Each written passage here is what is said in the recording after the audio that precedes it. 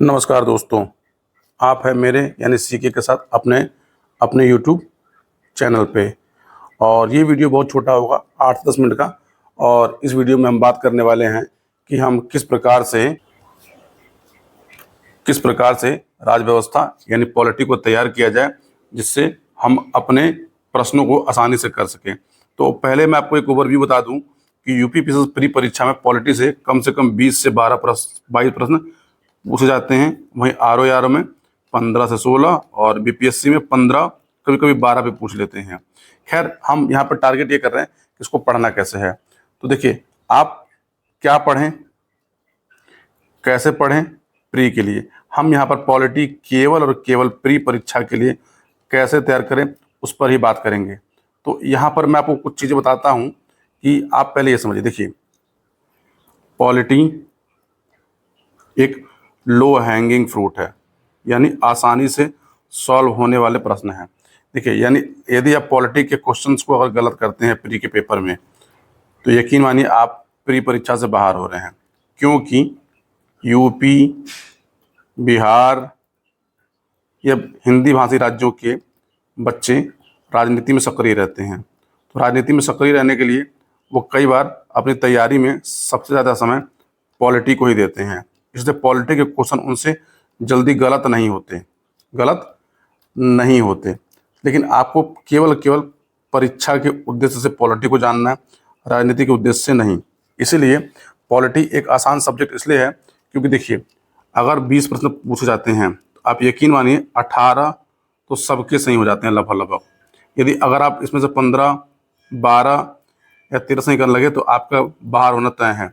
प्रयास तो ये करिए कि अगर पॉलिटी से अगर आपसे 20 पूछ जाए तो आपके 20 में 20 सही हो, क्योंकि पॉलिटी एक आसान सा सब्जेक्ट है, खासकर पीटी परीक्षा के लिए। देखिए, हाँ, पॉलिटी टफ होता है मेंस में, क्योंकि वहाँ पर डायमेंशन होते हैं, वहाँ पर लिखना होता है और वहाँ पे आपको कई सारे लिंकअप जोड़ने होते हैं। लेकिन पीटी परीक्षा के लिए केवल आप अपने concept plus fact plus article, ये 3 चीज़ें पीटी परीक्षा में पूछी जाती हैं कि आपको कॉन्सेप्ट पता है कि नहीं पता है, फैक्ट पता है कि नहीं पता है और आर्टिकल पता है कि नहीं पता है। और उसमें भी आयोगों का पॉलिटी पूछने का एक नज़रिया होता है। आयोग के कुछ फेवरेट टॉपिक्स होते हैं, वो फेवरेट टॉपिक्स से बिना कभी क्वेश्चन बनाते ही नहीं है। जैसे फंडामेंटल राइट, मौलिक अधिकार, डीपीएसपी, प्रेसिडेंट,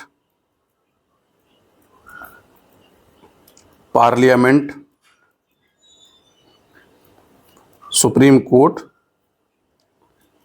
पंचायती राज व्यवस्था और उसके बाद महत्वपूर्ण संशोधन एवं आर्टिकल। इसके बाद महत्वपूर्ण संस्थाएं। अगर आप केवल इतने ही टॉपिकों को पॉलिटी में प्रिपेयर कर लेते हैं तो आप आसानी से, अगर मैं कहता हूँ 20 पूछे जाते हैं तो आप 17 से 18 सही कर ले जाएंगे खूब आराम से। लेकिन आप इसको इस ऑर्डर में करें। देखिए, पॉलिटी को पढ़ना कैसे है। तो देखिए, पॉलिटी को पढ़ने के लिए बहुत सारे सोर्स हैं। देखिए, सबसे अच्छा सोर्स तो लक्ष्मीकांत है।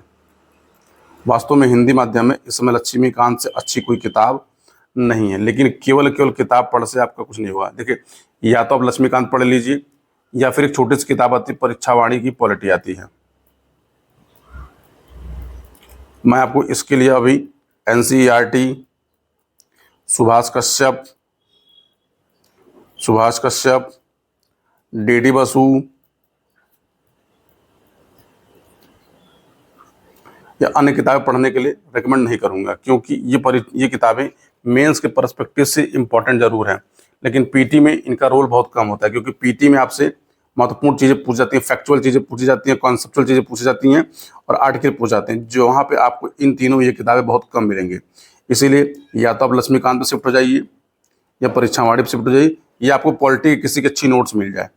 ठीक है, मैं आपको सजेस्ट करता हूँ कि आप पॉलिटी पढ़ने के लिए सबसे आसान तरीका आप उठाइए परीक्षावाणी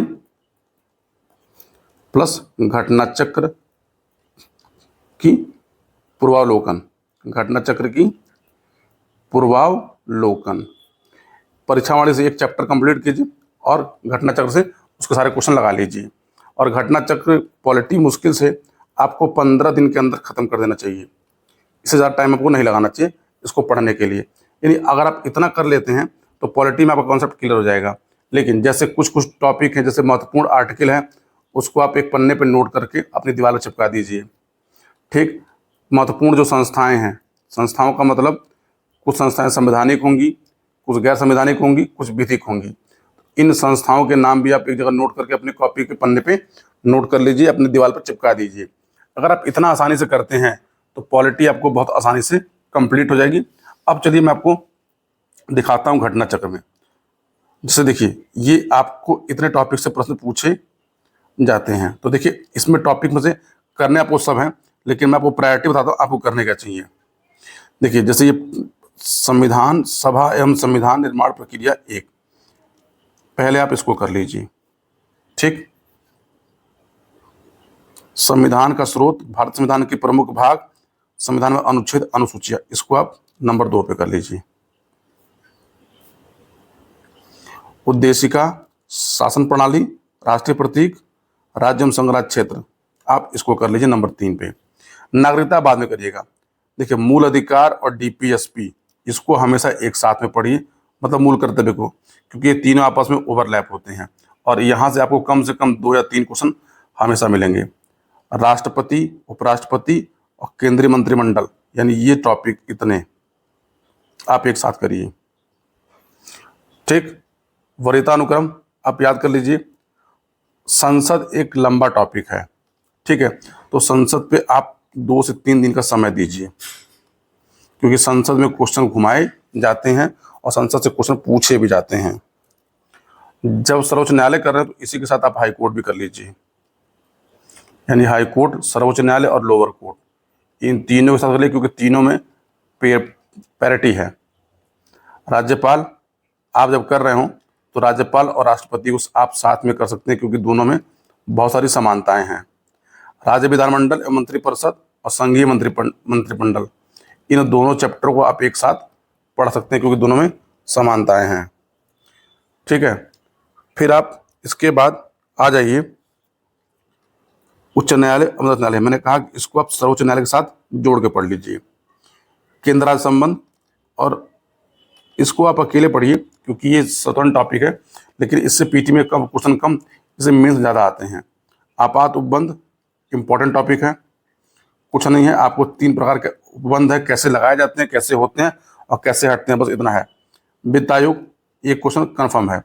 योजना आयोग तो खत्म हो गया, नीति आयोग के बारे में बस जान लीजिए। लोकपाल और महत्वपूर्ण आयोग, इसके अंदर जब देखिए महत्वपूर्ण आयोग मतलब संवैधानिक और गैर संवैधानिक दोनों आयोगों को एक साथ कर डालिए। फिर हमारा चुनाव आयोग और राजनीतिक दल दोनों को एक साथ निपटा डालिए। ठीक, ये हमारा एक इम्पोर्टेंट टॉपिक है, यहाँ से आपको हमेशा 1 से 3 क्वेश्चन देखने को मिलते हैं। ठीक है, फिर इसके बाद संविधान संशोधन, राजभाषा, दोनों को एक साथ निपटा दीजिए। देखिए, यानी आप पॉलिटी को इस प्रकार से पढ़िए कि पॉलिटी आपको 15 दिन के अंदर बहुत सारे टॉपिकों को कर डालिए। और पॉलिटी मज़ेदार सब्जेक्ट है, क्योंकि देखिए इससे अगर आप तैयारी करते हैं तो आप, लेकिन देखिए पॉलिटी को तैयार करने का सबसे आसान जो तरीका है वो आप यही है कि आप टॉपिक करिए और उसके बाद तुरंत उसका PYQ देख लीजिए।